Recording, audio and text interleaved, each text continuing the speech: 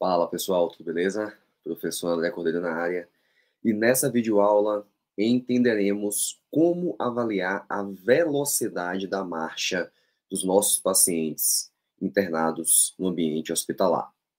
Se você tem dúvidas, quer conhecer um pouco mais sobre o teste de velocidade de marcha, você está na videoaula certa. Então não se esquece, se inscreve aqui no canal, deixa aí embaixo também o seu like e compartilhe esse conteúdo com seus colegas. Então é isso, bora pro vídeo.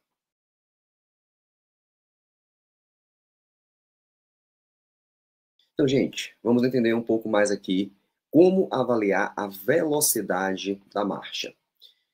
Alguns autores colocam que a velocidade da marcha é e deve ser utilizado como um novo sinal vital. Então, daqui a pouco veremos algumas evidências que a marcha ela está associada com desfechos, é principalmente relacionado a desfechos envolvendo cardiopatas. Então vamos lá, como é esse teste? Você também pode encontrar como teste de 4 metros, teste de 6 metros ou teste de 10 metros. Independente se é teste de 4, 6 ou 10 metros, esse teste ele visa avaliar a velocidade da marcha. Como ele é realizado? Então, primeiro, você precisa de um espaço plano, tá? Totalmente livre. E qual é a marcação? Vamos começar aqui pensando na marcação desse trajeto. Então, você precisará desse espaço e que ele tenha aqui, no mínimo, 10 metros, no máximo 14 metros, tá? Com no mínimo ali em torno de 10 metros, você consegue até 8 metros, dá para realizar o teste, no máximo 14 metros. Então vejam que é um teste, apesar de no início ter dito, né, do ambiente hospitalar, mas você pode replicar esse teste a nível domiciliar, você pode realizar esse teste no ambulatório, né, lá na sua clínica, dá para realizar, porque o espaço não é tão significativo. Então, a marcação você tem aqui uma marcação inicial, uma segunda marcação 2 metros depois dessa primeira inicial, dessa segunda aqui até a terceira, aí que pode variar. Dessa segunda marcação até essa terceira marcação, podem existir 4 metros, 6 metros ou 10 metros, tá? Depende também do espaço que você tem disponível. O espaço que eu tenho é um espaço mais apertado. Faça aqui, ó, entre essa segunda marcação e a terceira, coloque 4 metros. Não, eu tenho espaço suficiente. Faça, então, com 10 metros, tá? E, depois dessa terceira marcação, daqui até o final, que seria uma quarta marcação, são mais 2 metros, tá? Então, são 2 metros aqui no início, 2 metros no final, e esse trajeto aqui no meio, esse percurso aqui no meio, que pode variar de 4, 6 ou 10 metros, ok? Como o teste é realizado? Então, o paciente é posicionado aqui ó, no início do percurso, ele é orientado a caminhar. Essa fase inicial aqui, ó, esses 2 metros iniciais, você não marca o tempo, tá? Esse aqui é um período, é uma distância de aceleração, tá? Então ele vai ganhar velocidade aqui. Quando ele passar por essa segunda marcação, aí sim você começa a marcar o tempo. Então ele vai continuar caminhando até passar pela terceira marcação e daí você trava o seu cronômetro, né? Pausa o tempo.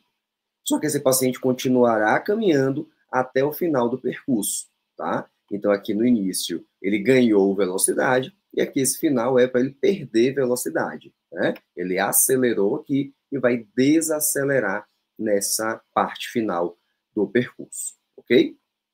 Então, de novo, aqui no início, ele começa a caminhar, passou aqui pela segunda marcação, começa a marcar o tempo. Ele continua caminhando, passou pela terceira marcação, para o tempo, tá? E o paciente vai até o final. Lembrando que nesses testes é ideal que você faça o teste e o reteste, tá? Então, ele faz a primeira repetição, dá um tempo de descanso e ele faz a segunda repetição, exatamente para melhorar a questão de aprendizado em relação ao teste e isso otimizar o resultado final, ok? Então, nesse caso aqui, você tem a distância que esse paciente percorreu que foram 4, 6 ou 10 metros, e você marcou o tempo. Então, se você tem distância e tem tempo, você consegue calcular a velocidade. Dada a velocidade em metros por segundo, então se esse paciente fez o teste aqui, ó, de 10 metros, e ele levou 10 segundos para terminar o percurso, então foram 10 metros dividido por 10 segundos, então ele tem uma velocidade de 1 metro por segundo, ok? Então, quanto mais rápido for o paciente, melhor.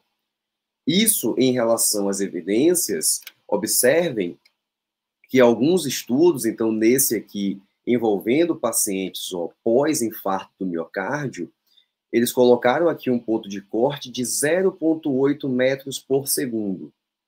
E eles perceberam que os pacientes que caminhavam com a velocidade menor do que 0,8 metros por segundo, eles apresentavam maior risco de readmissão ou de mortalidade, ok?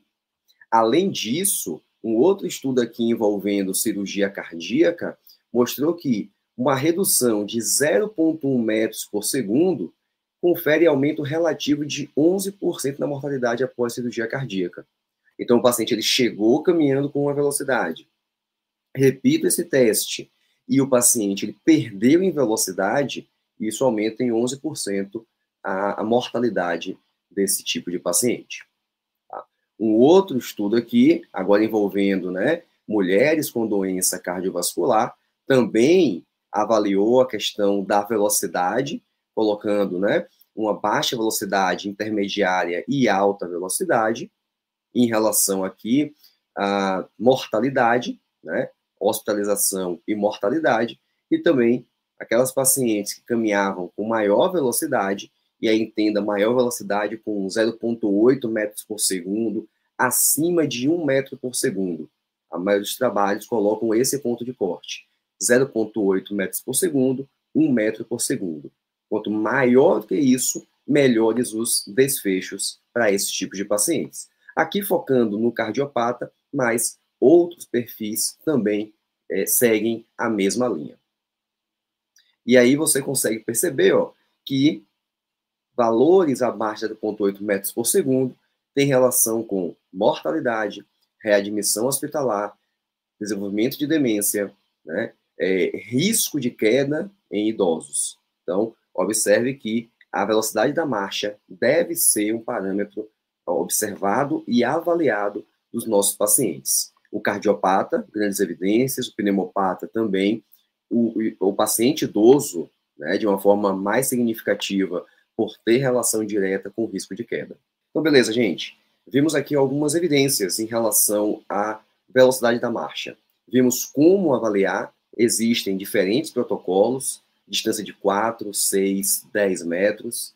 Existem pontos de cortes que podem variar, mas não passam muito ali 0,8, 1 metro por segundo, tá? E desfechos associados a uma baixa velocidade, e principalmente desfechos negativos, ou seja, os pacientes mais lentos acabam tendo resultados piores. Então, precisamos observar e avaliar isso em todos os nossos pacientes.